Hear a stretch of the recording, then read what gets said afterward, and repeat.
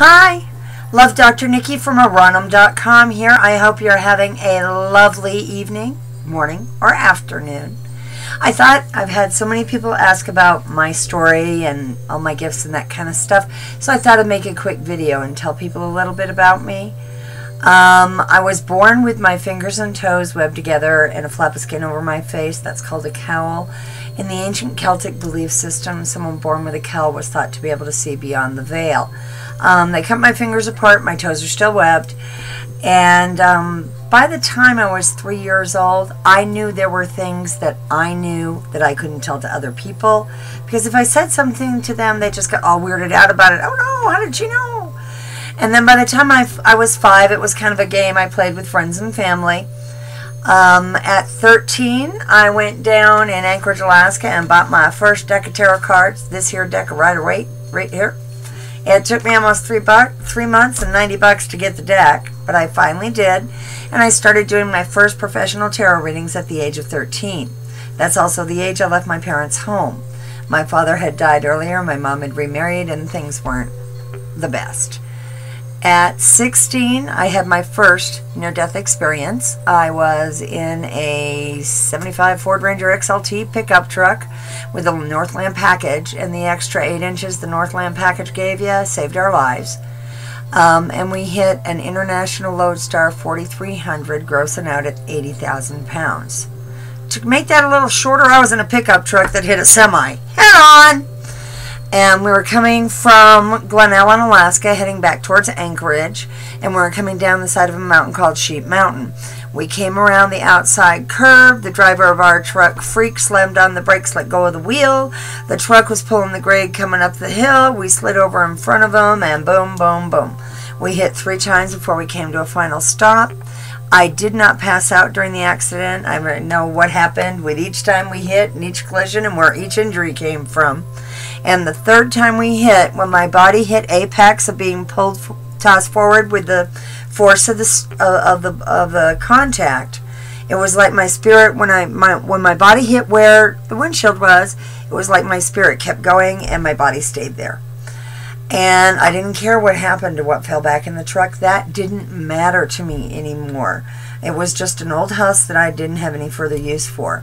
I can't really say it felt like a tunnel, but I did see a lot of swirling, soft, pearlescent colors, like when you see light shining through fog.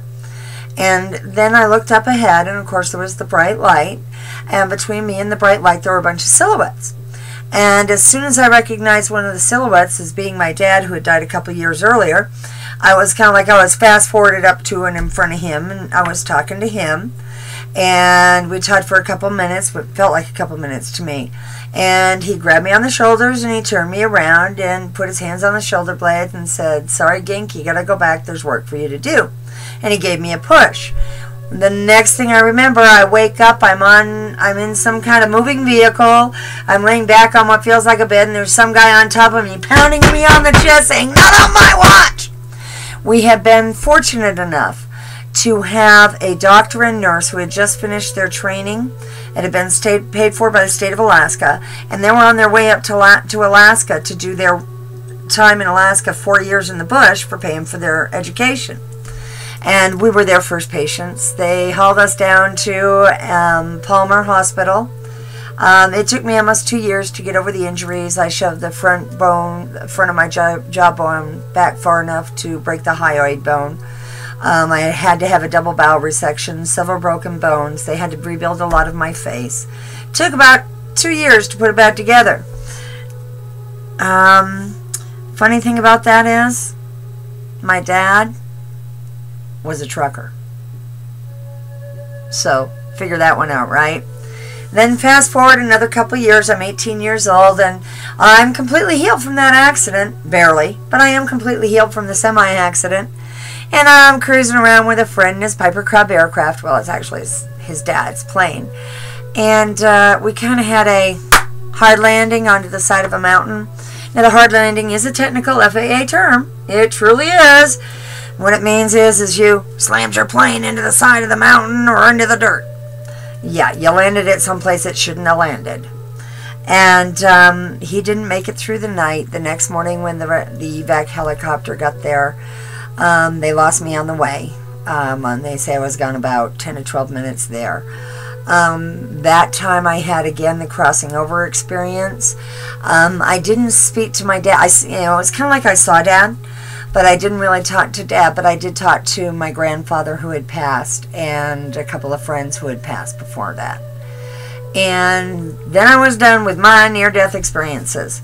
But fast forward to March of 1998, I had the honor of helping my mom with her last battle against cancer in the bush in Alaska, and I do mean the bush. Go down to the lake, use the auger to aug a hole in the ice to get the water to haul up the house to boil to clean the sheets with. Yeah, the bush. And she passed away on the 1st day of March, or the 21st day of March, the first day of spring in 1998. And on that day, she joined my dad and my head as my spirit guides. So essentially I have my parents as my spirit guides. Want to talk about being held to a high standard, right? Gosh, nobody expects more of you than your parents. At least mine were that way. But that's pretty much my story physically. Educationally, like I said, I started reading tarot at 13. I'm an eclectic and primarily a self-taught. However, I've done enough conferences and courses and classes and attended seminaries so that I end up with 2 doctorate degrees. I do have doctorate degrees in divinity and theology. And I've gone back to school to, and those are from seminary, and I've gone back to school. I'm a full-time college student in a creative writing course at Southern New Hampshire University. I hope you'll stop by and see me at ORANUM. I'd love to talk to you more about my gifts and abilities. Oh, by the way, I have 54 decks of tarot cards. I can do your tarot. I can do your oracle cards. I can do your plain cartomancy using a plain regular deck of cards.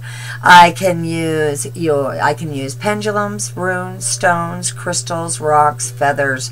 I do tea leaves. I can do the bumps on your head, the irises of your eyes, the bumps on your tongue, your palms, your fingers, your fingertips, the veins on your legs, the whorls on your feet. I've been doing this for over 40 years, and I've made it my life's passion to study it. I also do dream interpretation. I do astrology, both Western and Eastern. And let's see what else. Oh, I'm a medium, and I'm also a clairvoyant, clairsentient, and clairaudient.